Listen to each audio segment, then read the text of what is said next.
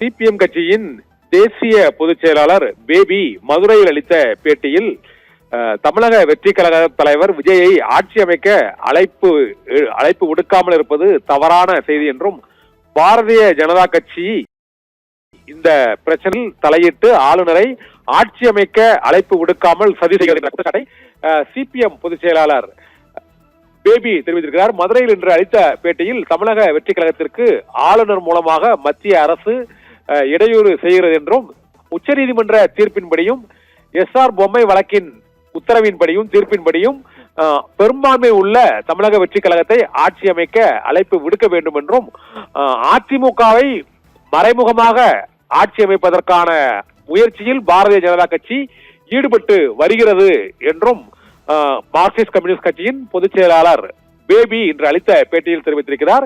இது தவிர மதவாத சக்திகளுக்கு எதிராக தாங்கள் எப்போதும் இருப்போம் என்றும், மதவாத சக்திகளுக்கு ஆதரவாக தமிழகத்தில் உள்ள கட்சிகள் செயல்பட்டதால் தான் நாங்கள் திமுக கூட்டணியிலிருந்து விலகி தமிழக வெற்றி கழகத்திற்கு ஆதரவு அளித்தோம் என்றும் மதுரையில் அளித்த பேட்டியில் அவர் தெரிவித்திருக்கிறார். பெரும்பான்மையின் பட்டியலை சட்டமன்றத்தில் தான் நிரூபிக்க வேண்டும், அதனை ஆளுநரிடம் நிரூபிக்க வேண்டிய அவசியம் இல்லை என்ற கருத்தையும் மார்க்சிஸ்ட் கம்யூனிஸ்ட் கட்சியின் தேசிய பொதுச் செயலாளர் பேபி தெரிவித்திருக்கிறார். அங்கு தமிழக வெற்றி கழகம் ஆட்சி அமைப்பதை தடுக்கும் முயற்சியில் அதிமுகவோடு இணைந்து பாரதிய ஜனதா கட்சி பல்வேறு முயற்சிகளில் ஈடுபட்டு வருகிறது என்றும், அதனால்தான் தாங்கள் கூட்டணியில் இருந்து விலகி தமிழக வெற்றி கழகத்திற்கு ஆட்சி அமைக்க ஆதரவு அளிக்க வேண்டிய சூழ்நிலை ஏற்பட்டு விட்டது என்றும் மார்க்சிஸ்ட் கம்யூனிஸ்ட் கட்சியின் தேசிய பொதுச் செயலாளர் பேபி இன்று மதுரையில் அளித்த பேட்டியில் தெரிவித்திருக்கிறார்.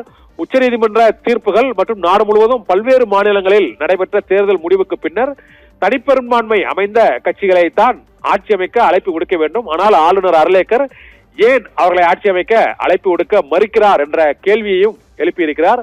ஆளுநர் மூலமாக பாரதிய ஜனதா கட்சி தமிழகத்தில் மீண்டும் அரசியல் செய்து கொண்டிருக்கிறது என்றும், தமிழக மக்கள் அதிமுகவுக்கும் அதிமுகவுக்கும் திமுகவுக்கும் எதிராகத்தான் வாக்களித்திருக்கிறார்கள், அந்த மக்களின் தீர்ப்பை மதித்து நடக்க வேண்டியது நமது கடமை என்றும் சிபிஎம் பொதுச் செயலாளர் பேபி இன்று மதுரையில் அளித்த அந்த பேட்டியில் தெரிவித்திருக்கிறார். நிகிதா.